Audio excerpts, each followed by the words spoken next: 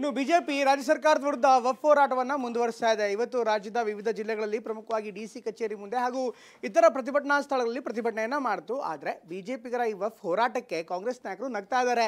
ಇದಕ್ಕೆ ಹೋರಾಟಕ್ಕೆ ಅರ್ಥವೇ ಇಲ್ಲ, ಯಾವುದೇ ವಿಚಾರವೇ ಇಲ್ಲದೆ, ಯಾವುದೇ ಇಶ್ಯೂವೇ ಇಲ್ಲದೆ ಬಿಜೆಪಿ ನಾಯಕರು ಹೋರಾಟ ಮಾಡ್ತಿದ್ದಾರೆ. ಆದರೆ ಬಿಜೆಪಿಗರು ಮಾತ್ರ ಇದು ನಮ್ಮ ಜಮೀನು, ನಮ್ಮ ಹಕ್ಕು, ಇದೊಂದು ಲ್ಯಾಂಡ್ ಜಿಹಾದ್ ಆಗ್ತಾ ಇದೆ, ಇದಕ್ಕೆ ಸರ್ಕಾರದ ಪ್ರೋತ್ಸಾಹ ಇದೆ ಅಂತ ಆರೋಪ ಮಾಡ್ತಾ ರಾಜ್ಯದ ಎಲ್ಲ ಜಿಲ್ಲೆಗಳಲ್ಲಿ ರಸ್ತೆಗಿಳಿದಿದ್ರು.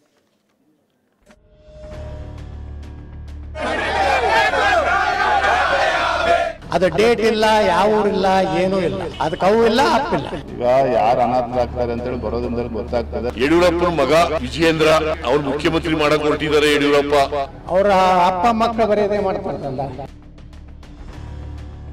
ಯಾರಿಗೆ ಏನೇ ಸಮಸ್ಯೆ ಇದ್ರು ದೆಹಲಿಗೆ ಬರ್ಬೇಕು ಅಂತ ತಡೆಯೋದಕ್ಕೆ ನಾನು ಸಾಧ್ಯ ಇಲ್ಲ. ಕೇಸರಿ ಮನೆಯಲ್ಲಿ ಅಸಮಾಧಾನದ ಹೊಗೆ, ಒಳಬೇಗುದಿ. ವಿಜಯೇಂದ್ರ ರಾಜ್ಯಾಧ್ಯಕ್ಷರಾಗಿರುವುದಕ್ಕೆ ವಿರೋಧ. ಅದು ಯಾವಾಗ ಬಿವೈವಿ ರಾಜ್ಯಾಧ್ಯಕ್ಷರ ಪಟ್ಟಕ್ಕೆ ಇರ್ತಾರೋ ನೋಡಿ, ಅಂದಿನಿಂದಲೇ ಬಿಜೆಪಿಯಲ್ಲಿ ಮತ್ತೊಂದು ಬಣ ಹುಟ್ಟಿಕೊಳ್ಳೋ ಹಾಗಾಯಿತು. ಪದೇ ಪದೇ ವಿಜಯೇಂದ್ರ ವಿರುದ್ಧ ಯತ್ನಾಳ್ ಟೀಮ್ ಸಮರ ಸಾರೋಕೆ ಶುರು ಮಾಡಿತು. ಹಿರಿಯ ನಾಯಕರು ಎಷ್ಟೇ ಎಚ್ಚರಿಕೆ ಕೊಟ್ಟರು, ಯತ್ನಾಳ್ ಮಾತ್ರ ಡೋಂಟ್ ಕೇರ್ ಅಂದ್ರು. ನನ್ನ ದಾರಿ ನನಗೆ ಅನ್ನೋ ರೀತಿಯಲ್ಲಿ ವರ್ತನೆ ತೋರಿದ್ರು. ಇದೀಗ ವಕ್ಫ್ ವಿರುದ್ಧ ಹೋರಾಟದಲ್ಲಿ ಬಣ ಬಡಿದಾಟ ಮತ್ತೆ ಬೀದಿಗೆ ಬಂದಿದೆ. ಹೈಕಮಾಂಡ್ ಅಂಗಳಕ್ಕೂ ತಲುಪಿದೆ. ಹೈಕಮಾಂಡ್ ಅಂಗಳಕ್ಕೆ ತಲುಪಿದ ಬಿಜೆಪಿ ಬಣಗುದ್ದಾಟ. ಬಿಜೆಪಿ ರಾಷ್ಟ್ರೀಯ ಅಧ್ಯಕ್ಷರೊಂದಿಗೆ ವಿಜಯೇಂದ್ರ ಚರ್ಚೆ. ವಿಜಯೇಂದ್ರ ವಿರುದ್ಧ ಯತ್ನಾಳ್ ಸಮರ, ಪ್ರತ್ಯೇಕ ಸಭೆಗಳು ರಾಜ್ಯಾಧ್ಯಕ್ಷರ ನಿದ್ದೆಗೆಡಿಸಿದೆ. ಮೊದಲು ಯತ್ನಾಳ್ ಹೇಳಿಕೆಗಳನ್ನ ನೆಗ್ಲೆಕ್ಟ್ ಮಾಡುತ್ತಿದ್ದ ವಿಜಯೇಂದ್ರಗೆ ದಿನದಿಂದ ದಿನಕ್ಕೆ ಯತ್ನಾಳ್ ಬಳಗ ಹಿಗ್ಗುತ್ತಿರುವುದು ಆತಂಕ ಸೃಷ್ಟಿಸಿತು. ಎಷ್ಟೇ ಎಚ್ಚರಿಕೆ ನೀಡಿದ್ರು ಯತ್ನಾಳ್ ಮಾತ್ರ ಬಹಿರಂಗ ಹೇಳಿಕೆ ಕೊಡ್ತಿದ್ರು.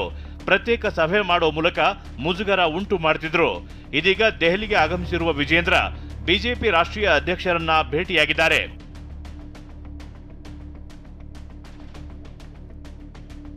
ಯತ್ನಾಳ್ ನಡೆ ಬಗ್ಗೆ ನಡ್ಡಾ ಜೊತೆ ವಿಜಯೇಂದ್ರ ಚರ್ಚೆ.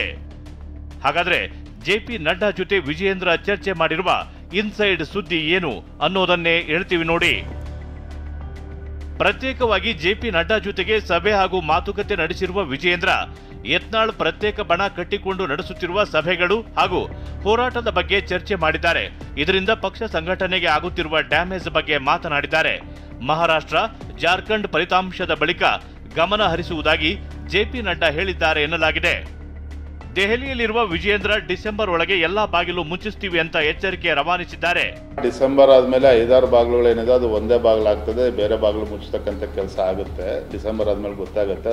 ದೆಹಲಿಗೆ ಬಂದು ಪದೇ ಪದೇ ರಾಜ್ಯ ನಾಯಕರ ವಿರುದ್ಧ ಚಾಡಿ ಹೇಳ್ತಕ್ಕಂಥದ್ದು, ಕಂಪ್ಲೇಂಟ್ ಕೊಡ್ತಕ್ಕಂಥದ್ದು ಅದರ ಅವಶ್ಯಕತೆ ನನಗಂತೂ ಖಂಡಿತ ಇಲ್ಲ. ನನಗೆ ಅದ್ರ ಬಿಡುವನು ಕೂಡ ಇಲ್ಲ. ಹಾಗಾಗಿ ನಾನು ದೆಹಲಿಗೆ ಬಂದು ಚಾಡಿ ಹೇಳ್ತಕ್ಕಂಥದ್ದಾಗಲಿ ಅದರ ಅವಶ್ಯಕತೆನೂ ಇಲ್ಲ, ಆ ಪ್ರಶ್ನೆನೂ ಉದ್ಭವ ಆಗೋದು. ಯಾರಿಗೆ ಏನೇ ಸಮಸ್ಯೆ ಇದ್ರು ವಿಜೇಂದ್ರ ಬಗ್ಗೆ ದೂರ ಹೇಳಬೇಕು ಅಂತಂದರೆ ದೆಹಲಿಗೆ ಬರಬೇಕು ಅಂತೇಳಿ ಅದು ತಡೆಯೋದಕ್ಕೆ ನಾನು ಸಾಧ್ಯ ಇಲ್ಲ.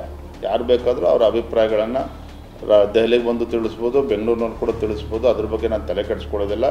ಅದರ ಬದಲಾಗಿ ನಾನು ಆಗಲೇ ಹೇಳಿದಾಗ ಎಲ್ಲರನ್ನೂ ಕೂಡ ವಿಶ್ವಾಸಕ್ಕೆ ತೆಗೆದುಕೊಂಡು ಹೋಗ್ತಕ್ಕಂಥ ಕೆಲಸ ಫ್ರಮ್ ದ ಡೇ 1 ನಾನು ಮಾಡ್ತದೆ, ಇನ್ನೂ ಕೂಡ ಮಾಡ್ತೇನೆ. ವಿಜಯಪುರದಲ್ಲಿ ಬಿಜೆಪಿ ರ್ಯಾಲಿ, ದೂರವೇ ಉಳಿದ ಯತ್ನಾಳ್. ವಿಜಯಪುರದಲ್ಲಿ ಬಿಜೆಪಿ ಘಟಕ ಬೀದಿಗಿಳಿದಿದೆ. ಅಂಬೇಡ್ಕರ್ ವೃತ್ತದಿಂದ ಡಿಸಿ ಕಚೇರಿವರೆಗೆ ಪ್ರತಿಭಟನಾ ರ್ಯಾಲಿ ನಡೆಸಿದೆ. ಆದರೆ ಈ ಹೋರಾಟದಿಂದ ಶಾಸಕ ಯತ್ನಾಳ್ ದೂರವೇ ಉಳಿದಿದ್ದಾರೆ. ಮೊದಲು ಬಿಜೆಪಿಯಿಂದ ಪ್ರತಿಭಟನೆ ನಡೆಸಿದವರೇ ಹೋರಾಟದಿಂದ ಅಂತರ ಕಾಯ್ದುಕೊಂಡು ರಾಜ್ಯ ಬಿಜೆಪಿ ಘಟಕದ ಹೋರಾಟಕ್ಕೆ ಸಡ್ಡು ಹೊಡೆದಿದ್ದಾರೆ.